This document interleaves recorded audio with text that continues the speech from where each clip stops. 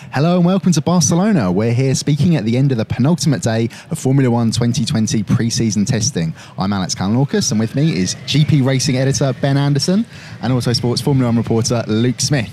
So, we finally saw something interesting happening after yesterday was a bit cagey and not all that much happening at all. Sebastian Vettel finished with the fastest time of 1 minute 16.841 seconds, which he set on the C5, the softest tyre, in the morning. Now that time remained unbeaten throughout the afternoon, so we still don't think we've quite seen everything the Ferrari's got, but we've certainly seen something from it at least. There was also drama for Vettel. He spun in the morning, brought a load of gravel onto the track, caused a red flag, but there was even more drama at Mercedes. Now Ben, you were outside in the afternoon watching trackside when Lewis Hamilton, who'd only just climbed aboard the W11. He'd done about 12 laps or so following Sebastian Vettel.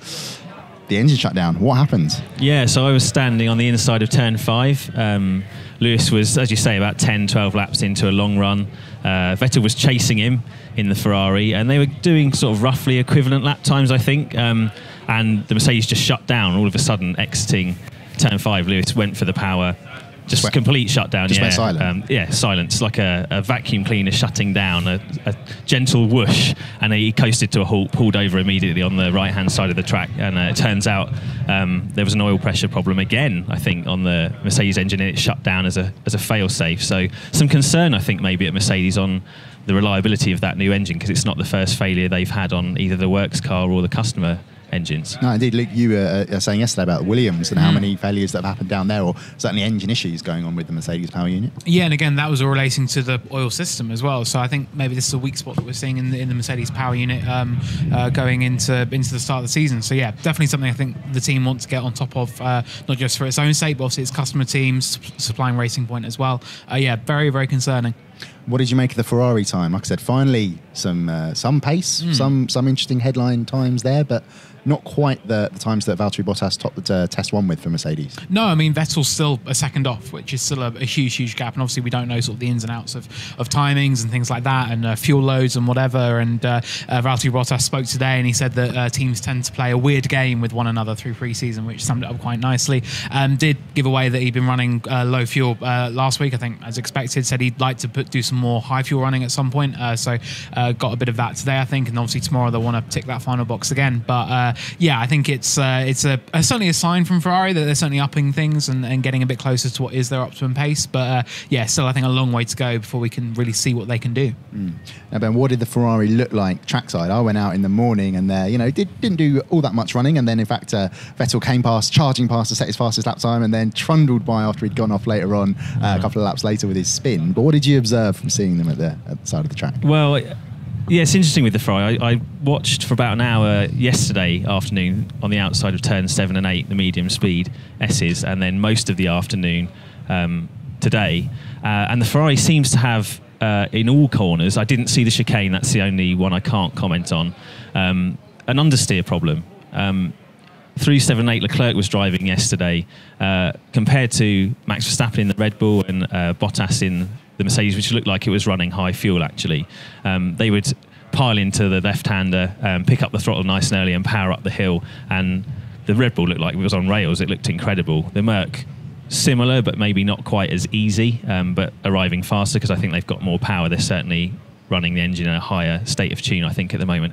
But Leclerc, he would arrive at a similar speed, but when he went to pick up the throttle, the front would just wash, and you could see the car jump towards the outside of the track. He was needing all the road to get through at speed, and I wondered if that was a problem specific to just that section, but Vettel seemed to have a similar problem at lower speed. So at turn 5, before Lewis shut down, when he was chasing the Mercedes, Lewis could get tight to the inside before powering out. Vettel couldn't use that same line. He was having to open the steering to carry the speed and drive a longer line around the corner. And something Leclerc said in his press conference yesterday about the balance, he said they've got work to do from entry to exit of the corner, and that tallies with the visual impression. There's work to do at the Ferrari. It's not a bad car. It's not plunging into the midfield, but it's not handling the way that they would hope at the moment. Now, Leclerc yesterday mentioned the blustery conditions here at Barcelona. As you can probably see, my ridiculous haircut going all over the place because it is fairly windy.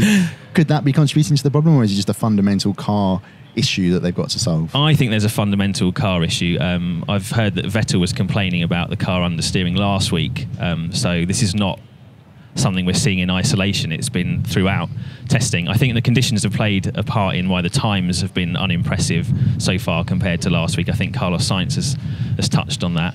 I just think Ferrari have a problem with the front wing or the aerodynamics that they're still working through. And if they can get that front end sorted out, then they'll unlock more performance from the car. But at the moment, I would say they are behind Mercedes and Red Bull in terms of handling. Now, the front end is famously what Sebastian Vettel needs to be able to be quick. We saw it at Singapore last year. Ferrari introduced a massive upgrade package, and that was suddenly he was that bit step forward, step quicker.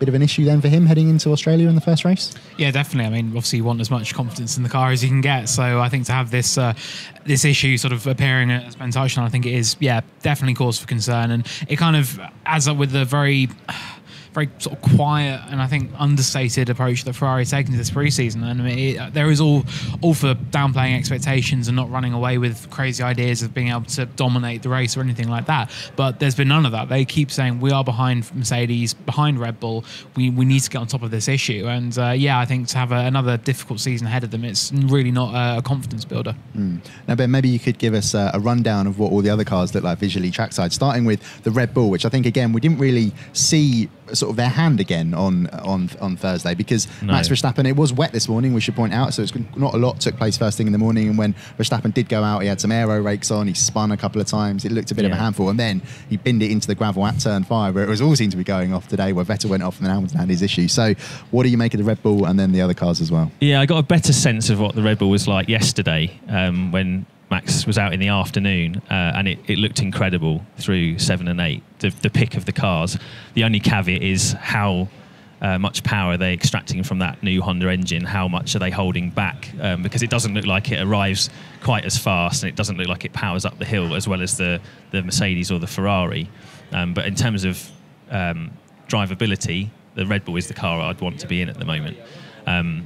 Mercedes is close. I think Red Bull have a sense that probably the Merc is the car to beat once they put everything together. I think we'll probably see more of their performance running tomorrow. Certainly that's what James Allison was suggesting.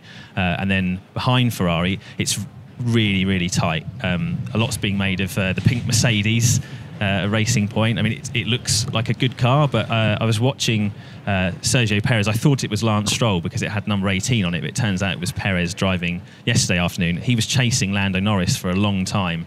Looked like they were on a similar run program, and Norris could carry really good speed into 7 and pick up the throttle and not really have any problems. The McLaren looked the most impressive midfield car through that section. He was saying today that the car just feels much more consistent overall compared to last year's McLaren. The McLaren is certainly very strong at medium speed. I think it's the pick of the midfield cars in that type of corner. The Racing Point isn't able to stick that corner as well. Perez had to back off because he had a massive moment in 7, and in order to keep his run consistent, he just had to rein himself in. The Haas looked messy yesterday in Grosjean hand, but much more together today with Magnussen out in the afternoon. They seem to feel like they're not running particularly light compared to other midfield cars, so if that's true, then they look pretty decent again over one lap. Of course, the question mark for them is more long runs and whether they can hold on to the tyres. That car looks decent, but probably the pick of the midfield cars over the full range of the circuit is the Alpha Tauri, I should say. I almost said Tauri.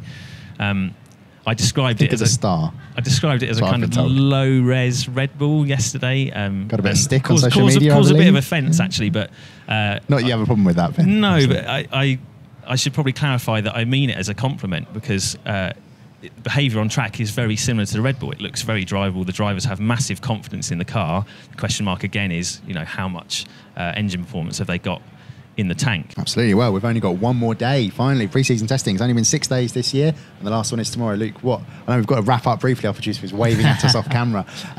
What can we expect on the final day, do you think? I just want fast times. I want everyone's given them all they've got, and let's really get down towards that benchmark Bottas set last week. 15.7, I believe, is the time to beat. So, if we can get that, maybe even a new track record, that'd be really cool. Well, join us tomorrow for we'll be recapping the final day of pre-season testing in 2020. Thank you very much for watching. Do check out all our social media channels and our stories on autosport.com and motorsport.com. And don't forget to leave your comments on YouTube and also subscribe to our YouTube channel. Thank you very much.